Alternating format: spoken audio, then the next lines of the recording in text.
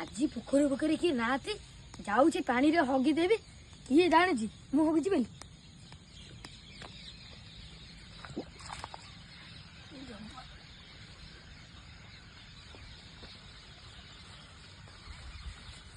ଆଇରେ ହେ ଗୁଲି ଏଠି କଣ କରୁଥିଲୁ?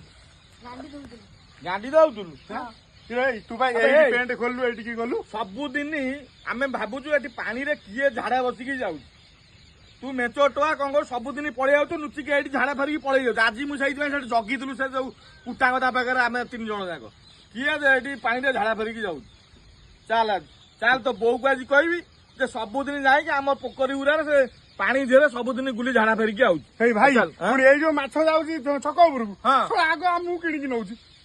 ଘରେ ତ ସେଠି ସରକାର ଲାଟିନ ବସେଇଛନ୍ତି, ତୁ ଘରେ ଝାଡା ଫେରିବୁ। ତୁ କଣ ପଳେଇ ଯାଉଛୁ ଏକାଥରେ ଏଇଠି ଝାଡା ଫେରି ଦଉଛୁ, ଏଇଠି ଗାଁ ଛାଡିକି ପଳେଇ ଯାଉଛୁ ଏକାଥରେ ଗୋଟିଏ ଗୁଳିରେ 2ଟା ଶିକାର ଆଉ ନାଇଁ। ଗୁଲି ହଗିବ ତମେ ମୋ ନା ଦଉଥିଲ, ମୁଁ ହଗୁଛି ବୋଲି। ଆମେ 3 ଦିନ ହେଲା ତାକୁ ପାଟି କରୁଛୁ।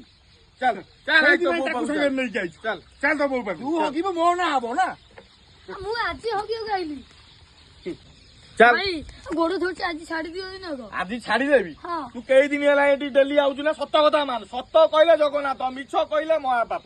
7 ଦିନ ହେଲାଣି। 7 ଦିନ ହେଲା ତୁ ଏଠିକି ଆଉଛୁ। ହଁ। ଭାଇ ଭାଇ ଦେଖ ମାନେ କେଡେ ହାରାମି ଏ ଗୁଲି। ସବୁଦିନ ଆଉଛି 4ଟା ବେଳକୁ ସ୍କୁଲ ଛୁଟି ପରେ ଏଇଠି ଆସୁଛି ଆମ ଏଇ ପୋଖରୀ ଦେହରେ ପାଣି ଦେହରେ ହଗି ଦେଇକି ପଳେଇ ଯାଉଛି। ଆମେ ଏଠି ଏବେ ପାଣି ଗୋଟେ ମାଉସୀ ଆସୁଛି ଏଠି ବାସନ ମାଜିବାକୁ, ସବୁଦିନ କହୁଛି ଯେ ପୁଅ ଏଠି କେଡା ହଗି ଦେଇକି ପଳେଇ ଯାଉଛି ପାଣିରେ। କେଡେ ହାରାମି ସେ ଗୁଲି ଦେଖ। ଘରେ ଲାଟିନ ମୋ ନାଁଟା ହିଁ ପଡୁଛି।